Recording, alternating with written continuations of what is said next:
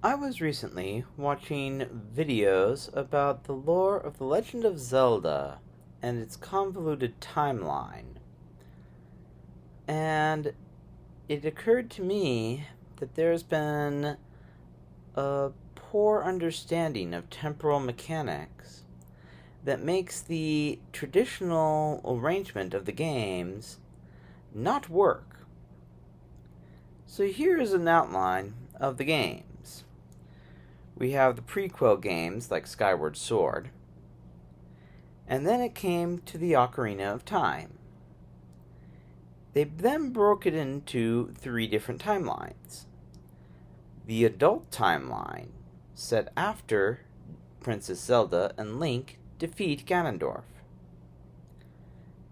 The child timeline, which, starting with Majora's Mask, goes from when Link was returned back to the past to relive his childhood. And then they had a hero fails timeline that they had to put in because it just didn't fit in the timelines where Link and Zelda are successful. The problem with this, though, is that if the hero fails, then, as any video gamer knows, it's game over. In this case, Ganondorf will get the Triforce, and there'll be no way to stop, and there'll be no Link, the hero of time, to stop him. So the hero fails is not a premise that can even be done. These games have to fall in a different way. It can, if you consider the temporal mechanics that come from the time travel in Ocarina of Time. To understand it, it bears looking at the original timeline of the Ocarina of Time. And most of us already know this. So we start out with, we meet Navi, which makes Link now have a fairy like the rest of his fellow Kokiri do.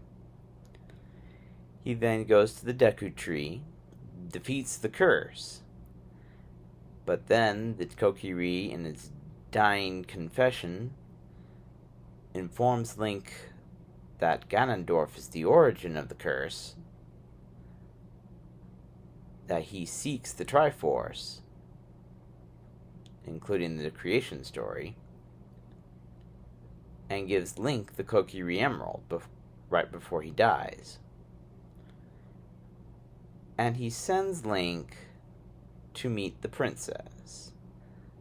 This event is going to be very important later on. In his meeting with the princess, Link is then sent by the princess to retrieve the spiritual stones of fire and water. So first he goes to Dodongo Cavern. He helps the Gorons, defeats the cavern, and gets the spiritual stone of fire, the Goron Ruby. He then goes to Zora's domain, rescues Princess Ruto, defeats the Baronade inside of Lord Jabu Jabu, and then gets the Zora Sapphire. But then, when he comes to bring the spiritual stones back, he sees Princess Zelda fleeing. Princess Zelda throws the Ocarina of Time into the moat as she flees. Link then retrieves the Ocarina, goes to the Temple of Time, and opens the door to the sacred realm. But he is too young to be the hero of time. He gets sealed in the sacred realm for 7 years, and the Triforce falls into the hands of Ganondorf.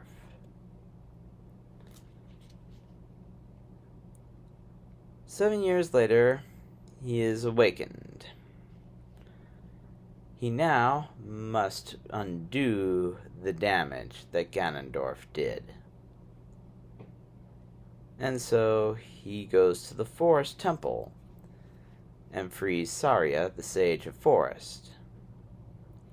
He then goes to the Fire Temple and frees Darunia, the Sage of Fire. Then to the Water Temple and awakens the Sage of Water, Princess Ruto. In order to get to the Shadow Temple, Link must first go back in time and take on the bottom of the well.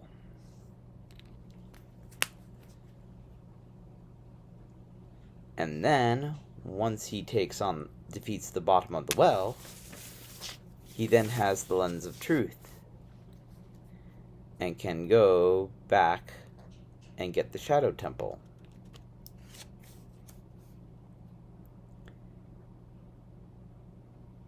Then he would go to the Spirit Temple.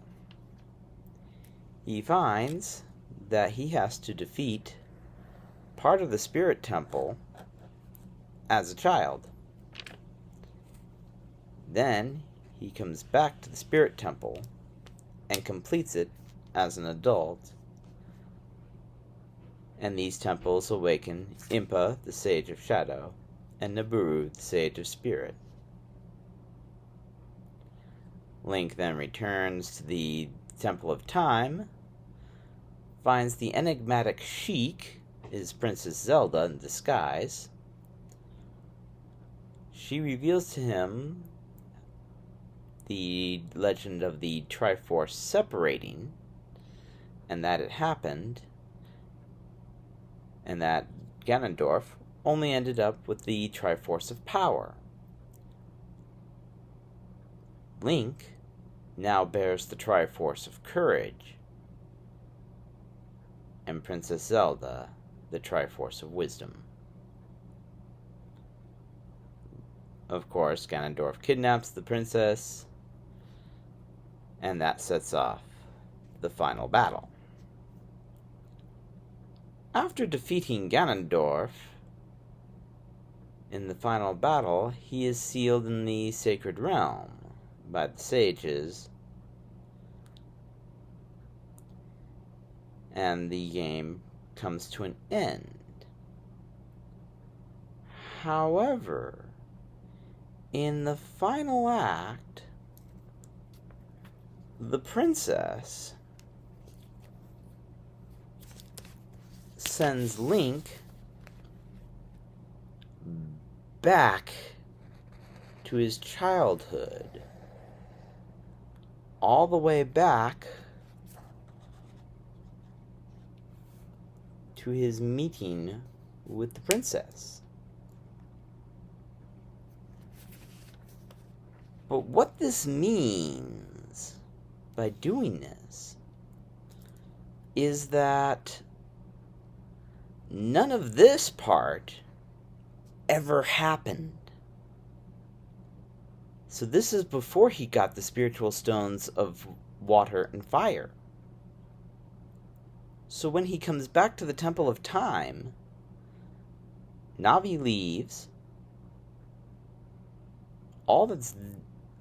And the only spiritual stone that's left in the hollow is the spiritual stone of the forest, the Kokiri Emerald. The Zora Sapphire and the Goron Ruby are absent. So the door of time closes.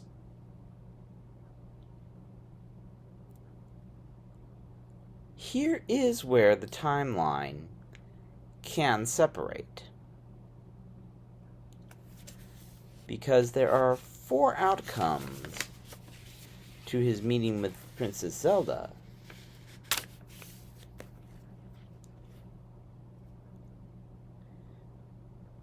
Outcome number 1. Because he has no because he has no fairy, Princess Zelda doesn't recognize him as a Kokiri. And so he's thrown out of the castle.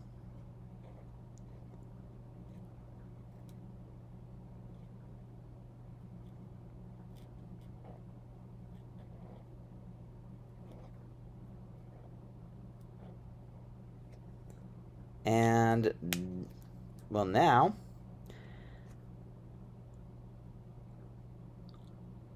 obviously Ganondorf doesn't get into the sacred realm because he never can get the Kokiri Emerald. But then what does he do in this scenario?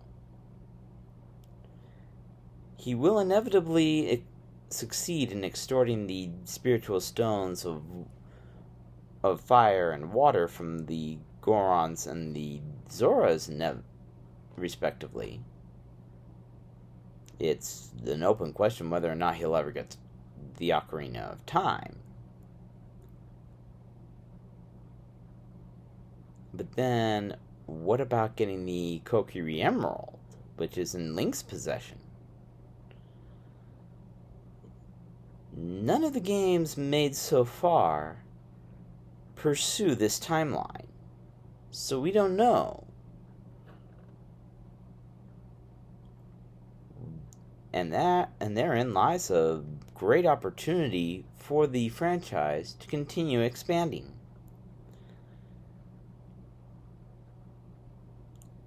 The second option is that they go with their original plan. And so, we know this all happens. But then when the princess flees and leaves him the Ocarina of Time,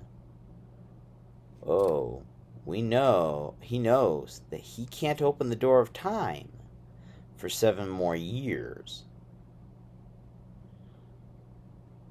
Now what does he do? We know that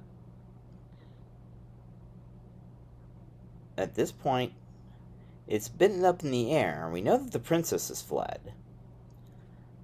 We learned from Impa's sage monologue in the after the Shadow Temple that Ganondorf had invaded Hyrule Castle and that the castle had surrendered.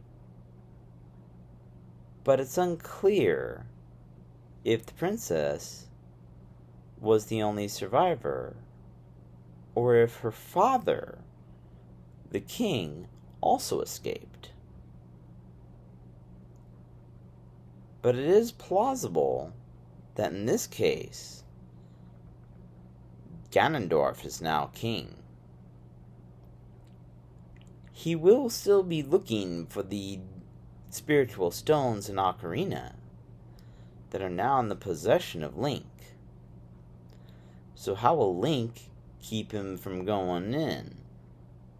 Keep him from doing that? Well, Link obviously has to go into hiding. There are 2 ways he can do it. He can stay in Hyrule, or he can flee into exile, much like the princess did. If he stays in Hyrule, then a reasonable expectation would be that he doesn't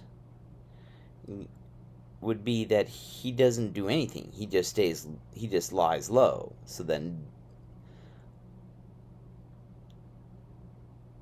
that Ganondorf doesn't recognize who he is. At which point there's not much game to be made out of that. Or Link could flee into exile like the princess did. And then games could spring from his time in that exile. None of the games so far really fit that scenario. Not even the Oracle Link's Awakening trilogy, but that's about the only thing that really, even though that's the only thing that might fit into that timeline. But the intro and all the lore about it says that it's not.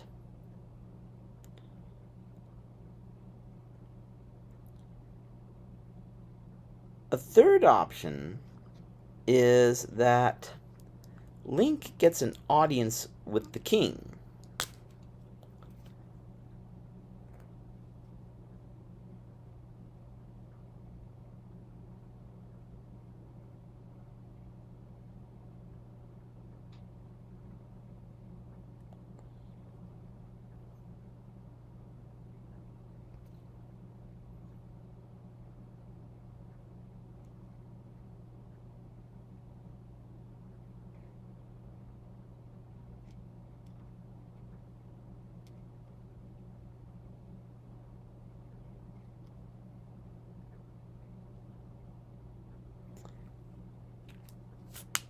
If that happens, that has two ways it can go. One, the king does not believe him. We're back to the original plan. And so we again go through this. But again, he knows not to open the door of time. And so we need a filler for these 7 years.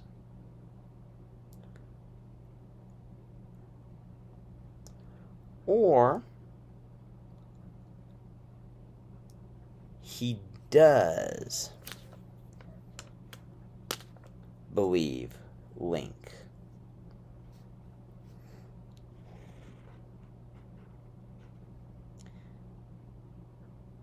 And in this case, the War of Imprisonment begins.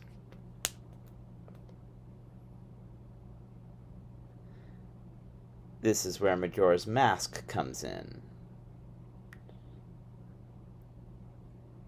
Now Majora's Mask, that's another matter. But the important thing is that in all of these 3 scenarios, this timeline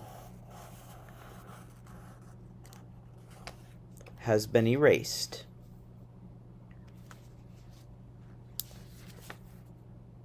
In other words,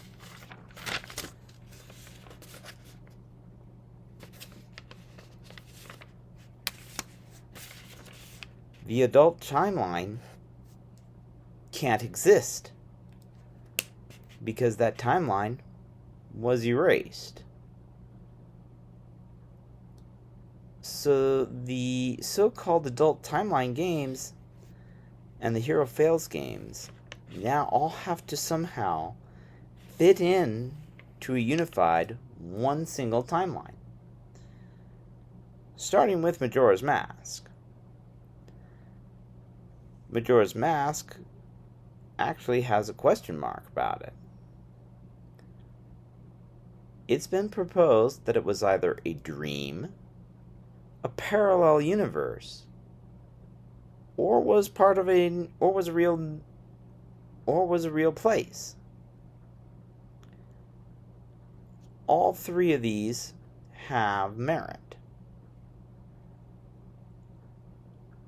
Being a dream or a parallel universe would explain why all of the NPCs in the game were identical to NPCs in the Ocarina of Time.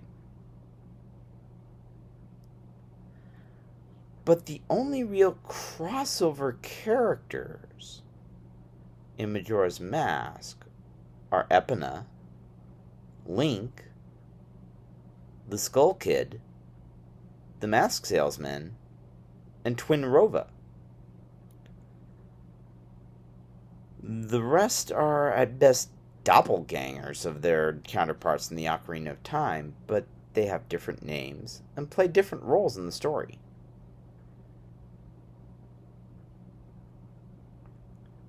So that still leaves it very plausible that this was a very real land, not a parallel universe or a dream, who just happened, and that the doppelgangers was just a very poor low budget cost of writing new characters.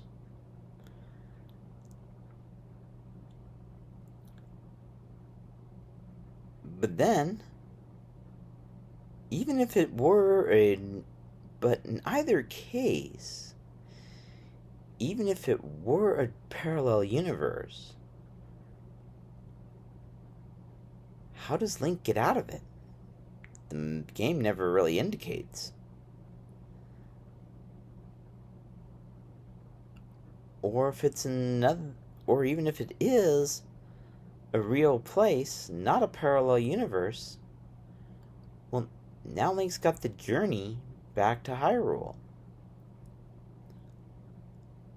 So, games that aren't part of the prequels and don't occur in Hyrule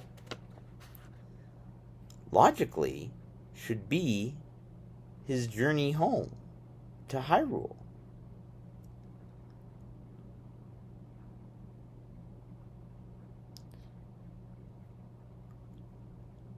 And then it ends with we're back to Hyrule, and then we end up with a unified, single, solitary timeline.